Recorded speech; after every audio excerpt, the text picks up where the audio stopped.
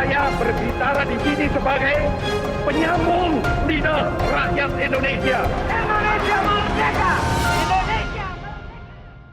Presiden ketiga Indonesia B.J. Habibie pernah berambisi sebagai sebuah negara kepulauan, Indonesia harus dapat disatukan melalui jalur udara. Salah satunya dengan membuat pesawat terbang. Walau sempat menerbangkan pesawat buatannya seri N250 Gatot-Kaca, namun proyek ini terhenti lantaran badai krisis moneter di Indonesia. Keinginan Habibie untuk memproduksi pesawat kembali kandas saat proyek pengembangan pesawat tipe R80 dihentikan oleh pemerintah.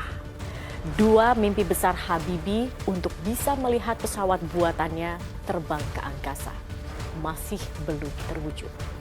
Entah sampai kapan lagi. Untold Story bersama saya, Zakiar.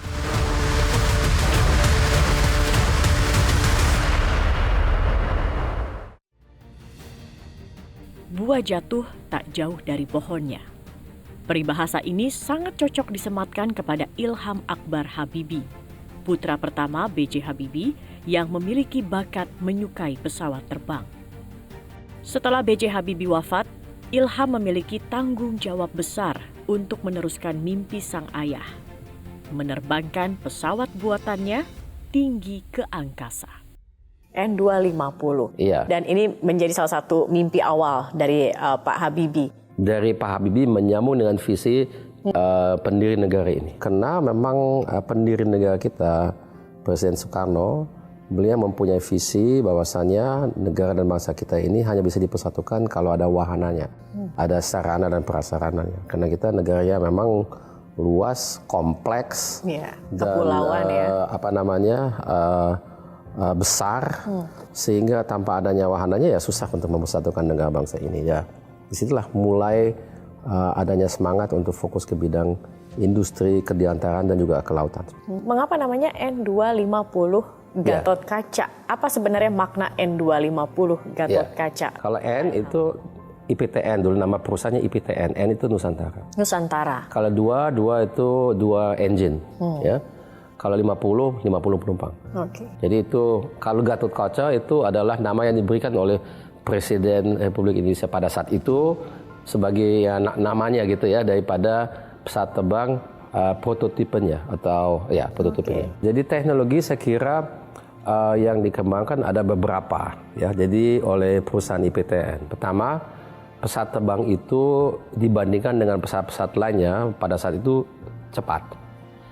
Boleh dikatakan termasuk yang paling cepat yang ada. Lebih cepat daripada pesawat terbang yang kita lihat saat ini. Kedua, dia juga menggunakan sistem pengendalian pesawat terbang yang menggunakan elektronik, gitu ya.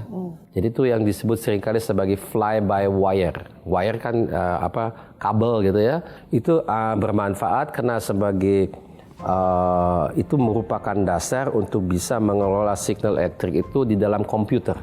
Karena ini sudah elektronik gitu ya. Jadi fly by wire itu boleh dikatakan sudah waktu itu pesawat terbang pakai baling-baling yang pertama, dan sekaligus juga memberikan kemungkinan untuk menggunakan komputer dalam hal sistem pengendalian pesawat terbang untuk membantu pilotnya terbang pesawat tersebut. Itu sebetulnya inovasi yang dimulai oleh IPTN yang sekarang bernama PT Dirgantara Indonesia.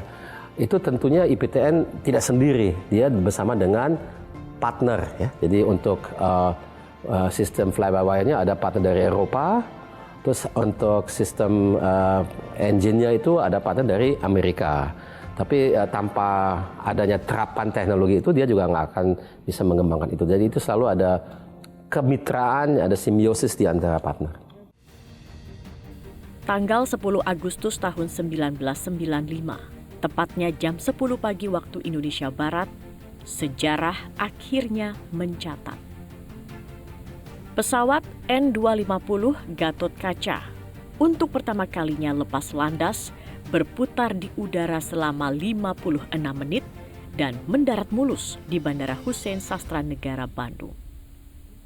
Pertama kali kemudian N250 itu lepas landas diterbangkan begitu ya. Saat itu kan ada momen disaksikan langsung oleh Presiden Soeharto, Iya. Ibu Tin, begitu. Bahkan Pak Ilham Saya sendiri sendiri terbang dari Amerika ke sana khusus untuk melihat penerbangan perdana itu. perdana. Iya, Boleh tapi- diceritakan ya seperti apa waktu itu suasananya? Iya, sangat tegang karena kita semuanya nervous.